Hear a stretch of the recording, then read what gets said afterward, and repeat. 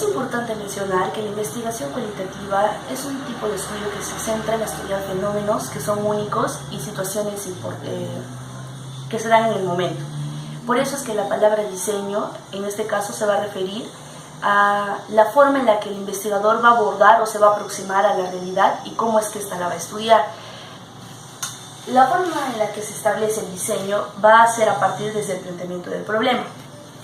Dentro del diseño de investigación cualitativa encontramos los más comunes son 5 tipos, los que se establece Hernández Sampieri en su libro de metodología de la investigación. El primero es la teoría fundamental, la cual se basa en elaborar una teoría en base de los datos empíricos o de los datos que vamos a recoger del fenómeno y contrastarlos con la literatura revisada anteriormente. Teoría sustantiva o simple, porque solamente va a elaborar el contenido teórico del momento de la situación que se está estudiando, a diferencia de las teorías formales que son a gran escala, que engloban conceptos y espacios más generales y más universales y son más fáciles de generalizar.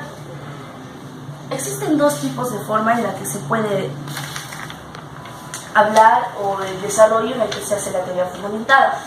La primera es la sistemática. En la sistemática lo que se va a hacer es seguir una serie de procesos, hablando de codificación.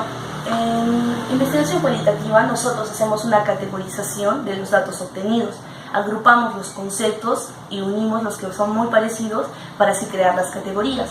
Pero antes de hacer las categorías tenemos que hacer una codificación. Entonces primero pasamos por una recogida de datos, luego por una codificación abierta y al pasar por una codificación abierta hacemos una codificación axial, la cual está relacionada con la información teórica que tenemos y los datos empíricos. De la codificación axial pasamos a una codificación selectiva, que es el sustrato teórico y empírico con el cual nos vamos a quedar y nos sirve. Y luego finalmente se va a pasar al análisis y este análisis nos va a dar una teoría. Todo este proceso se realiza en base a la categoría central, que vendría a ser aquel constructo o significado que se ha armado de los datos, que es el que mueve o el eje de toda la investigación. Y en lo que es el tipo emergente, que está en contraposición de la sistemática, porque lo que hace no es centrarse solamente en la categoría central, sino se centra en los demás tipos de categorías, como son las causales, las de hipótesis, las desencadenantes. Entonces hace un análisis de todas y en base a esto genera la teoría fundamentada y explica la teoría, ¿no?, que vendría a ser el resultado de la investigación. Ahora vamos a hablar sobre los diseños etnográficos, que está centrado en estudiar a grupos, organizaciones y comunidades. Lo que va a hacer es describir, analizar y comprender sistemas sociales en general. Y vamos a hablar sobre sus costumbres, sobre su cultura, y aquí se puede relacionar también aspectos estadísticos con aspectos cualitativos. Dentro de esto vamos a hablar de los diseños que pueden existir. Tenemos un diseño microetnográfico. En el diseño microetnográfico va a estar dedicado a estudiar aquellos grupos o realidades o sistemas sociales que son complejos de definir. Por ejemplo, vendría a ser un grupo de barristas, que son un grupo social, entonces cómo es que todo este grupo se integra y las culturas y costumbres que tiene. Tenemos los estudios de casos culturales, que vendrían a ser dentro de un grupo o sistema social grande, que vendría a ser lo pequeño que estudiaríamos. En el caso de las barras vendría a ser cómo es que las barras hacen su iniciación o se integran en este grupo. Este proceso vendría a ser estudiado y vendría a ser considerado un estudio de caso cultural.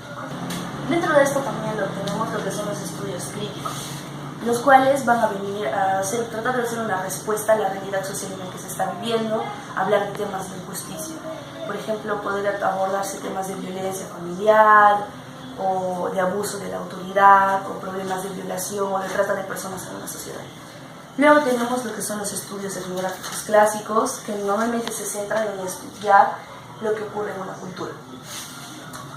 Luego los realistas y el realista mixto, que se encarga de estudiar la realidad etnográfica, pero abordándola desde un enfoque cuantitativo y desde un enfoque cualitativo. mezclando datos estadísticos con datos cualitativos de valor que nos permitan hacer mejores datos de la investigación. Y explorar y comprender la realidad más psicológica del ser humano, del individuo. Dentro del enfoque fenomenológico tenemos dos formas de aproximarnos, uno que es la hermenéutica y el otro que es la empírica. En la fenomenológica hay dos formas de aproximarnos en el enfoque fenomenológico. La primera es la hermenéutica, que se va a basar en cómo es que el investigador va a interpretar la realidad o las experiencias que el individuo nos va a contar, y en la empírica se va a encargar de explicar más, de describir la situación tal cual es. Luego vamos a hablar de la investigación-acción, la cual va a responder a necesidades sociales directamente, haciendo la investigación y hará la paralela, dando una respuesta a esto.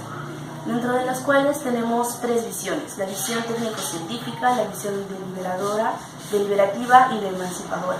Y su enfoque, uno es práctico, que tiene que ver netamente con lo que el investigador hace o propone, y el participativo, que tiene que ver con la involucración de la sociedad o de los miembros y de los sujetos que están siendo investigados, y cuáles son las propuestas que estos dan para resolver todos sus problemas. Y luego tenemos los diseños narrativos, que se trata de analizar historias de vida, que pueden ser narrativas escritas, audiovisuales, diarios, lo que las personas nos cuentan, como historias. Estas pueden ser autobiográficas, tópicas o biográficas.